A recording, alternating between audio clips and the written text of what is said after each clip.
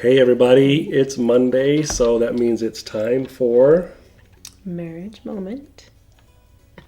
Monday. We have been looking at this book called Four Seasons of Marriage by Gary Chapman. Gary Chapman's a relationship guru. He wrote The Five Love Languages, many of you have read. And we are just going through these seasons of marriage because every marriage will go through seasons, not necessarily in chronological order. But you will have these periods in your life and in your marriage where you just go through these different seasons. And what's the characteristics? What do we do to get out of one? How do we embrace the season? The subtitle to the book is Secrets to a Lasting Marriage. So last week we talked about winter, just what causes a winter season in marriage and how to get out. Today we're going to start with something new, which is the season of spring. Yay, spring. Flies and mosquitoes and wind and weeds. Yeah. That's not what we're going to focus on. No. Flowers and trees and new growth. Yep. Yeah. So when he begins this chapter for the season of spring, he talks about that really every marriage enters into marriage in the spring season. Yep.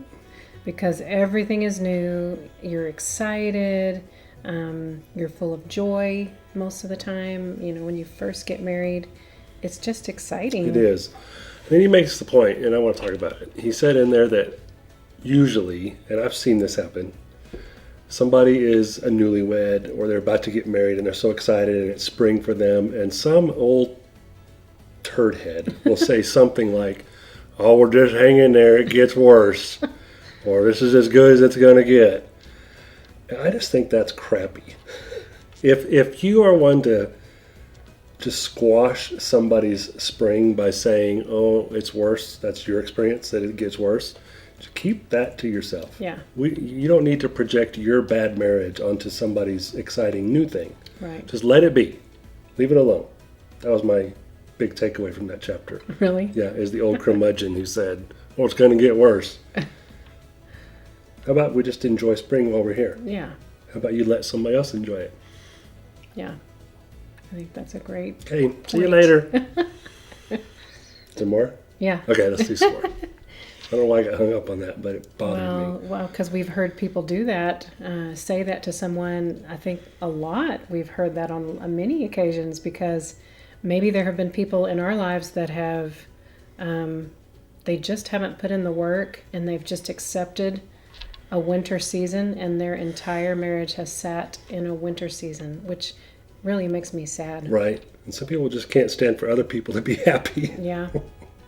Anywho, Yeah. spring in marriage.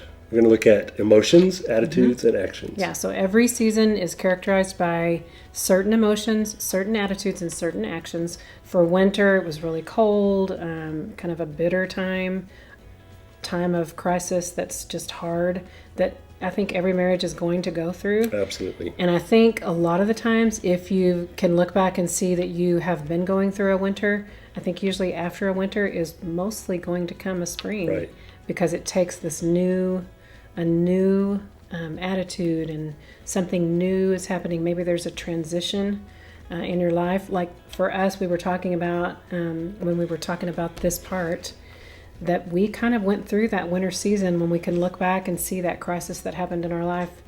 It took us through a winter, and after that, we have come through a spring. We had a new move to a house, lots of new activity and new things. We had empty nest. All the kids were grown and moved away. And New children, new grandchildren. yeah, new grandchildren. So all this new stuff created new activity and gave us new attitudes and a freshness. Yeah, there's a new schedule involved. There's just a new way of interacting with the people in our lives just because everything is different. And by nature, transitioning from one season to another is change. Yeah. And so emotions that go with spring are, it's exciting. You have joy. You have hope for your future, which is a cool aspect. And then there's just happiness. And of course, it's not every day, every moment, every Right. minute. Right. But it's Just like spring is not always sunny and beautiful like Right. it was today. Sometimes it's Right. like it was yesterday. It's just windy and miserable, but it's spring. So those emotions, just like everything else in life, ebb and flow. But the general trend is happiness and joy and excitement. Yeah. So then, if we move on to attitudes for spring, there are positive attitudes. Both spouses are they're working on having a positive attitude. One of the words that it gave in this part was gratitude. Man, it seems like we've hit that every single time. week. It's such a key thing. Yep. So their positive attitudes are helping them with maybe their gratitude is helping them with being positive towards each other and just positive about life.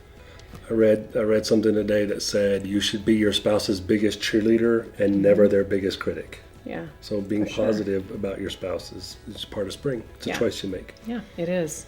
And then I love this. It's an anticipation of the future. You're excited about what's coming in the future. Good. Yeah.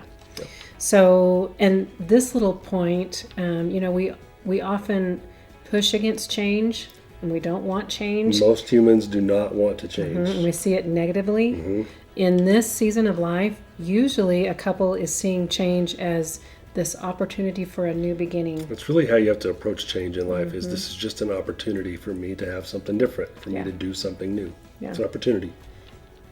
So actions that go along with this season it's a whole new world of activity. Accelerated activity, and new attitudes. Seems like new is the key word for spring. Yeah. I think one of the ways you can kind of jumpstart a spring season is, we've said this before, is a change of pace and a change of place. Go away and do something different. Just intentionally change your schedule. Yeah. Anything you can do that would bring a newness, just a spirit or an adjustment to newness, is going to bring around a spring season for you. Yeah.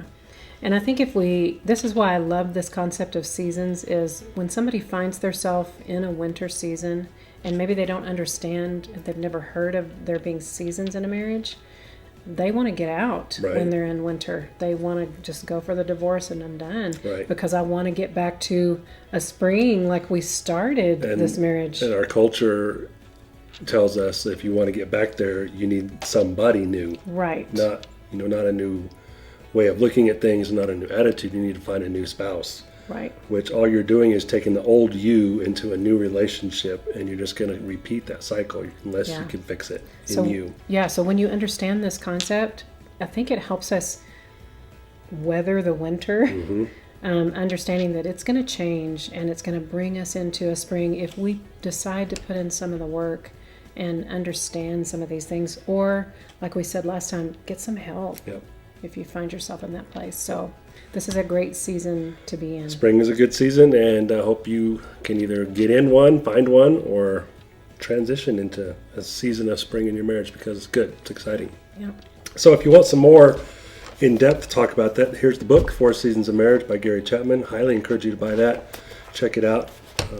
It will help you. We're just kind of skimming the highlights and putting our own thoughts on it. We are not marriage experts, not marriage counselors, have to say that, but we do want to invest in your marriage. We hope that these videos help you. You can help us a lot by hitting the like button, by subscribing to our channel, and by sharing this video if it's helped you. It really does help us to get the message out, and it helps us on the analytical side. Anyway, thank you. Thanks for being a part. We love you guys. Bye. Bye.